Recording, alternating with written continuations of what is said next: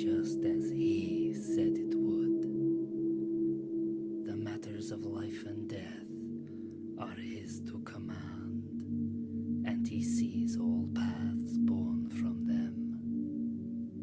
This moment, he spoke to me of this, and as such, I manipulated events to crescendo with this conclusion. We are where we need to be, and now, so is the enemy. From amongst the wrecks of a dozen heretic vessels comes the indomitable form of an Astartes battle barge.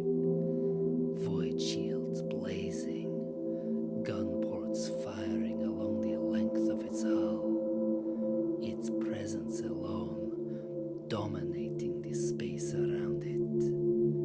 To stray into its reach is to die.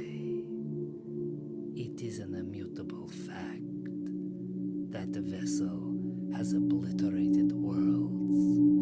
It has signed the death warrant of countless Xenos civilizations.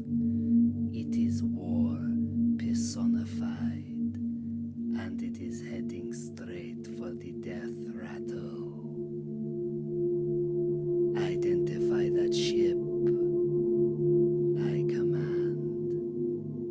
The master of the Auspex responds in its mechanized voice. Vessel designation: Shadow of Nyx, Adeptus Astartes Battle Barge. Chapter: The Stygian Grows. So, I say, watching the ship tear prow first through a heretic vessel caught in its path. They've taken the bait. You know these thin bloods? Asks Ersk. Indeed I do. I signaled to the servitor wired into the weapon station to focus fire on the shadow of Nyx. It blurts a noise of compliance. The shortening distance between the death rattle and the shadow of Nyx becomes a maelstrom of destruction. Energy beams, hard rounds, explosive warheads, and anti-ship torpedoes hammer into void shields. Alarms blare as the void shields boil away beneath the onslaught. In a final sunburst flash, it fails, and the death rattle's hull is at last exposed to the full brutality of the void battle. Armor plating buckles and breaks, sheared away by kinetic rounds. Other sections are turned to molten pits of superheated metal. The ship's machine spirit screams as its skin is torn apart, yet on she goes, her predatory instinct driving her to kill the rival before her. Our shields have fallen, cries Ersk. I know. Maintain our course. I command.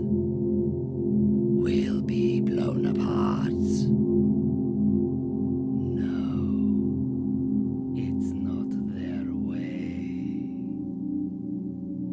As if summoned by my words, a teleporter flare illuminates the centermost point of the bridge.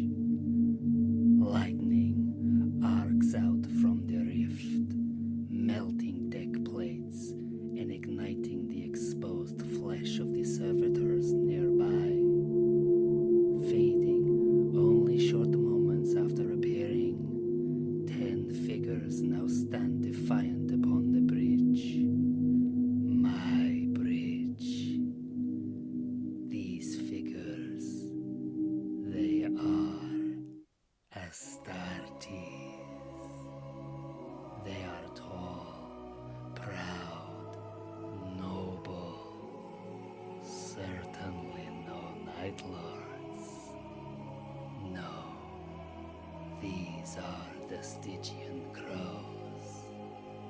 They are armored in Terminator plate, Indomitus pattern. It is as black as the void, except for their helmets, which are a regal purple. On each of their pauldrons is painted a striking corvid, descending, talons outstretched, ready to sink into prey. They all wield lightning claws, masterfully crafted and housed in adamantine sheaths atop their power fists. It is the Astarte at the head of this contingent that earns my attention, though. He bears an intensity unmatched by his kin. A cold and murderous aura emanates from him, promising death to all who stand against his will. He shows no fear, no trace of hesitation. This Astarte, this warrior, has conquered such things.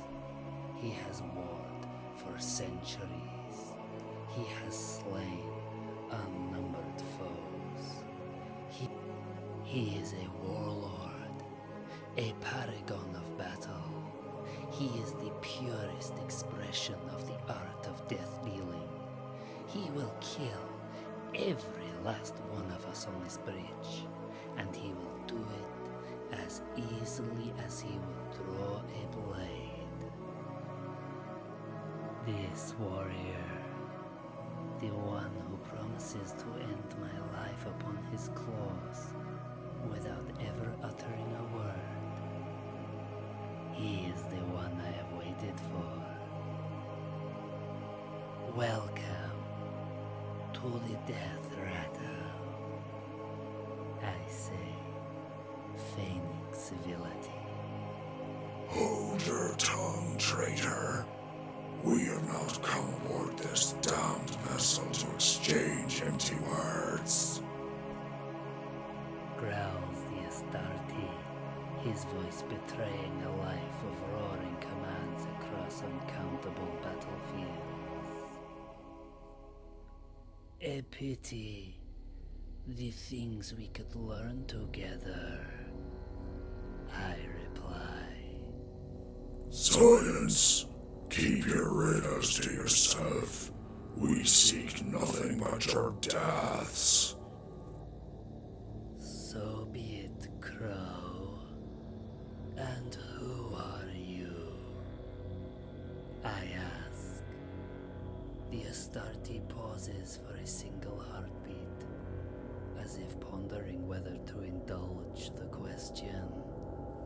I am Rowan Cornix, the Hooded Death, Crow Father of the Stygian Crows, and I am your end.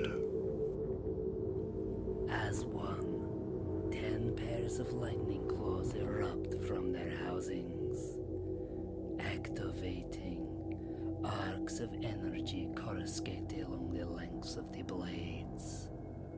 Behind me, Ursk activates his power fist, and his nomads draw their own weapons.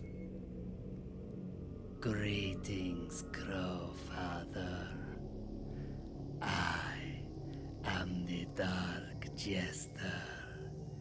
This is my ship. These are my brothers. And the sound of my laughter is the last thing any of you will ever hear. They roar bloody death at us and charge. 10 Terminators thundering across the deck. They slow for nothing, their sheer mass lending to their growing momentum. They smash their way through cogitator banks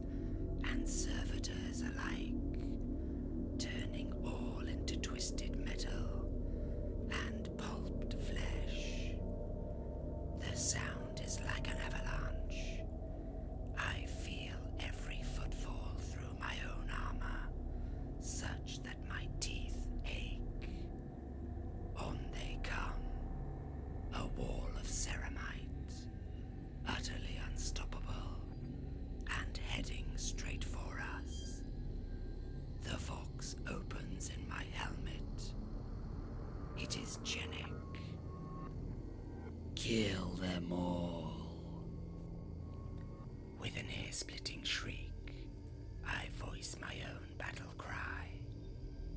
It is joined by the nomads at my back. We've all set our vox grills to maximum amplification. The sound is like a wall, like a physical object that liquefies anything organic in its path. A lone servitor, oblivious to the imminent carnage, is struck by the wave of noise.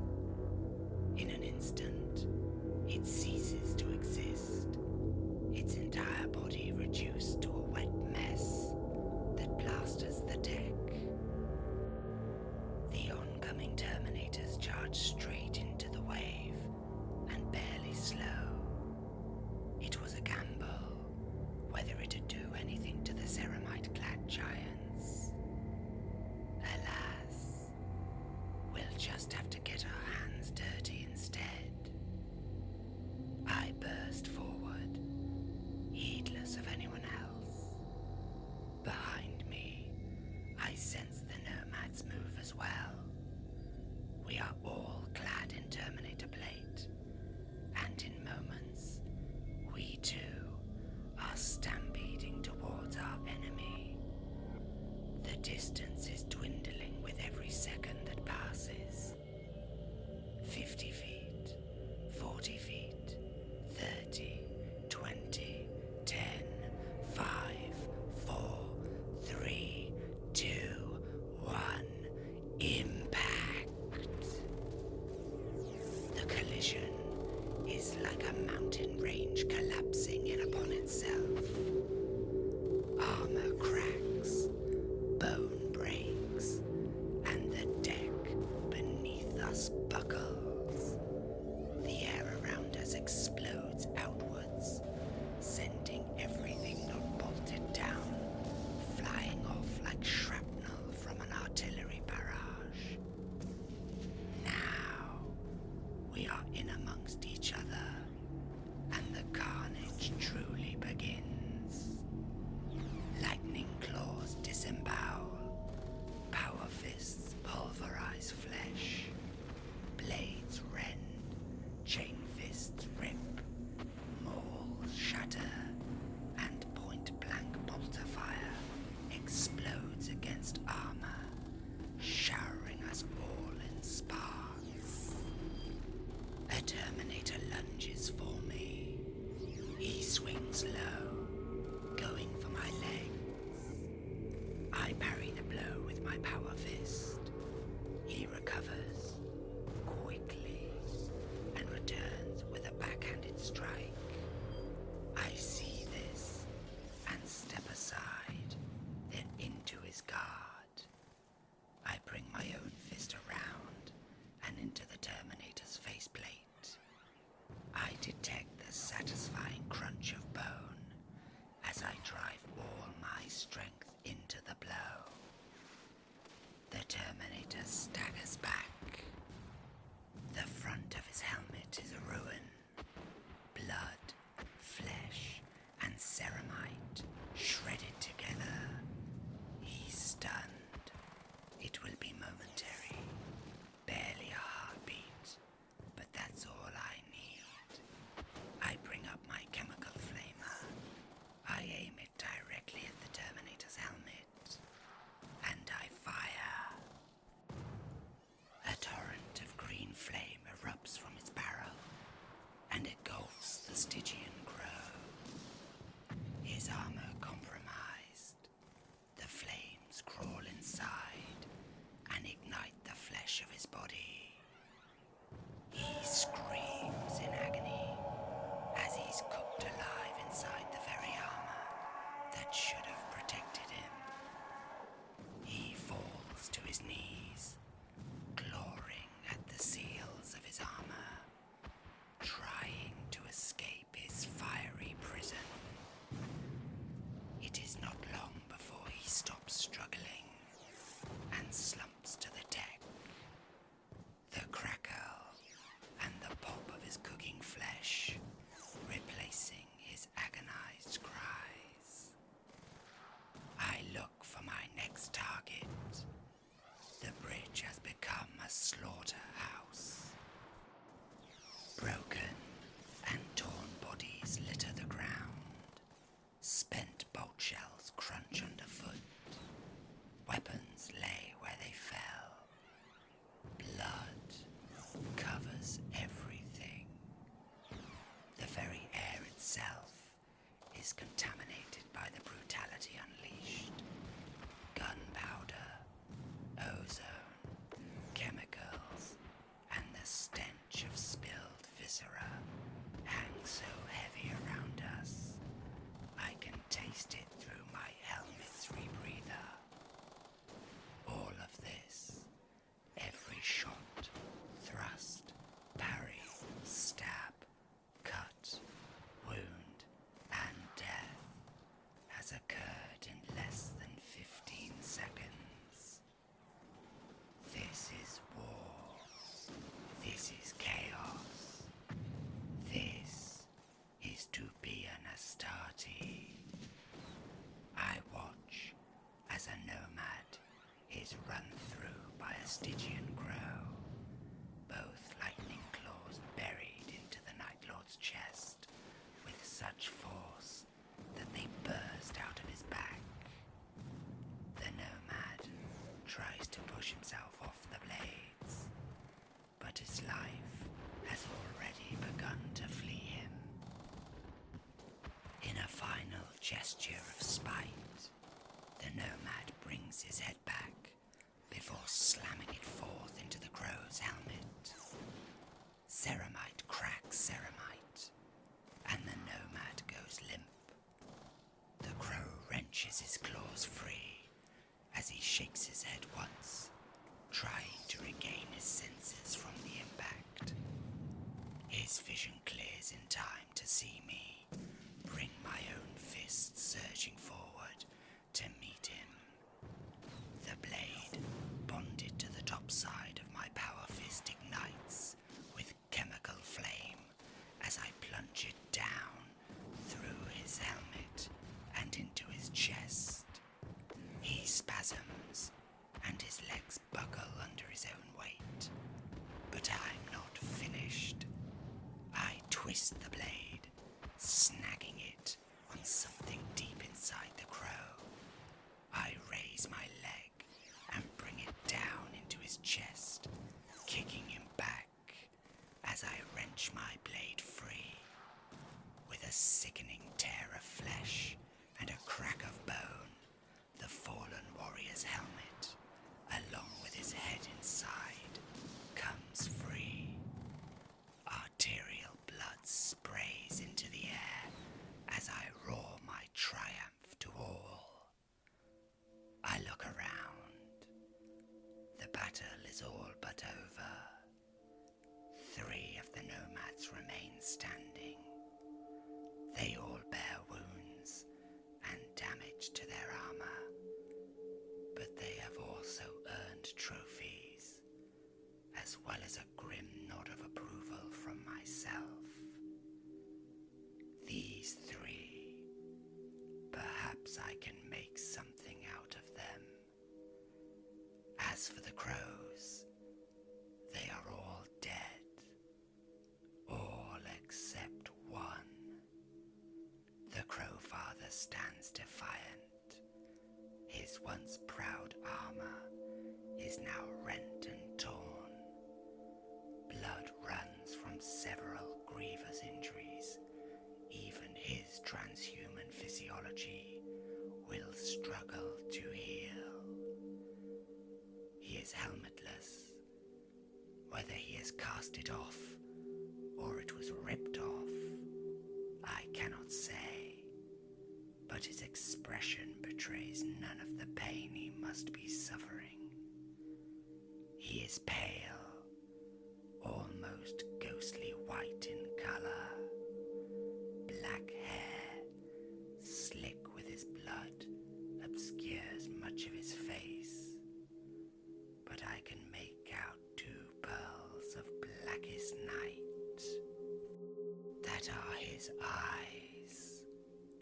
I see them, and I see the burning rage within them for the one standing against him. Jenny. His armor is hardly touched by the combat. It is blackened and chipped by shrapnel and exploding cogitator banks. But beside that, no weapon has touched him. He circles the Crow Father, a single, wickedly serrated blade in his hand. Along its length, a vicious poison drips from it onto the deck. The poison hisses and spits when it does, corroding the metal and eating through it. Jennick points the blade towards his wounded opponent. Your brothers are dead, Crow Father, He says matter-of-factly. You are wounded, soon to die. The Crow Father remains silent, no doubt taking the opportunity to summon his strength for a final attack. I would spare you an ignoble death. I would welcome you into a new brotherhood. I would offer you revelation. He says. The Crow Father opens his mouth, and for a moment, I almost believe he will talk. Instead, he spits onto the floor at Jennick's feet. The acidic bile begins to dissolve the decking, and Jennick lets slip a sigh. As you wish it, Crow Father. Come then, and let me send you to your corpse, Emperor. There to be united in your eternal failures. The Crow Father explodes forth, his every muscle driving him forward. He is an oncoming storm, energy trailing in great arcs from his lightning claws, his every footfall like thunder. He lets loose a roar. It is deafening. It is not of pain though, but is of pure, concentrated, unremitting hatred. It is the sound of one who has abandoned compassion, mercy, and hope. It is the sound of one who has accepted the true reality of themselves. It is the sound of a weapon forged in the flesh of a man, driven at the heart of his arch nemesis. I behold this, and for a heartbeat, I know beauty. Then Jennick moves, and it is all over. Like a spectre through fog, he is around the Crow Father, slipping out of his reach in a movement that is as sublime as it is unnatural in its agility. Jennick reverses the grip on his blade, and in the same motion brings it down into the Crow Father's back. The blade slices through armor, flesh, and bone, resting itself deep in his chest. The blow is perfect in its lethality. It has cleaved the Crow Father's spine, punctured both his hearts, and ruined his lungs. But just to make it certain, it has enacted its death sentence. It floods the dying warrior's body with its poison immediately burning and dissolving him from the inside out. It is as cruel a death as it is fatal. Aron Cornix collapses. Jenik does not move to catch him, but allows him to strike the deck hard. He watches for a moment, contemptuously. Aron Cornix gasps. Perhaps he's trying to talk, but none can hear, except for Jenik. Slowly, he lowers himself down. I watch as Jenik takes the Crowfather's head in his hands. Gently, he turns Aron's head so that his ear is to his lips. I do not hear the words. I do not even see Jenik's mouth move. But I do see the Crowfather's expression in his last moments. I see his eyes stretch open wide, his mouth slightly move as if to cry out, protest, scream.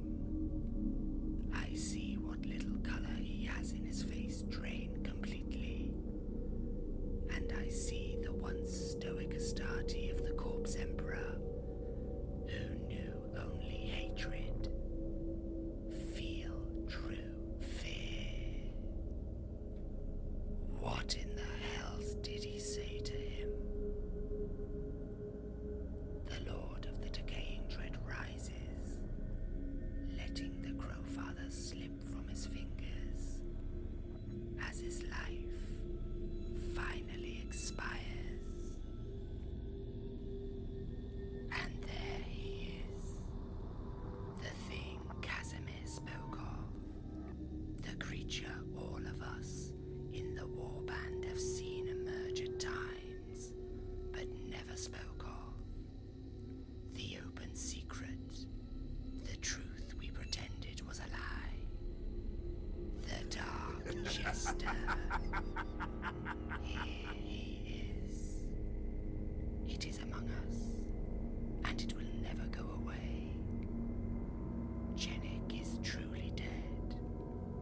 At least the man that was him is dead.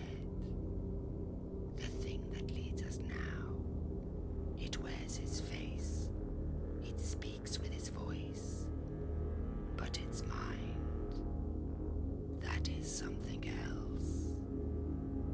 Riddles and half-speaks spun like the threads of a web intended to confuse and manipulate, to enamor and infatuate. It is all a game to that monster. We are all its playthings, and it delights in breaking us. It waits for that one singular moment when we are at our weakest, when our back is turned, when our guard is dropped, for it to strike. It lives for the revelation it curses its victims with, a dark truth it delights in bestowing on those bereft of hope. And as the lights go out and the darkness sets in, all we will have is the laughter of that deranged bastard ringing in our ears. But that will not be me. That will not be this legion. The Dark Jester will not be the Night Haunter's inheritance to the galaxy. For too long I have stood apart. I thought this to be my strength, but it was in fact my weakness. Change. Yes, change.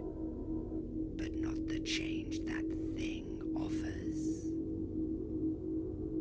No more. This legion, this warband requires the enforcement of justice again, of retribution. The Dark Jester may have this victory, and the ones in the days to come, but I will be there. I will be watching,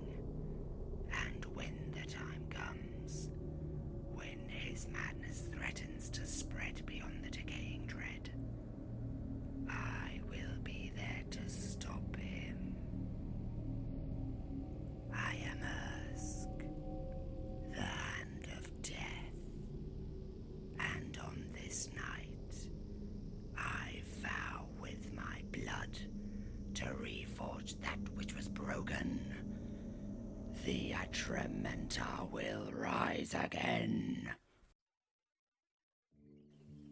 Brother, do you hear me? Do you yet live?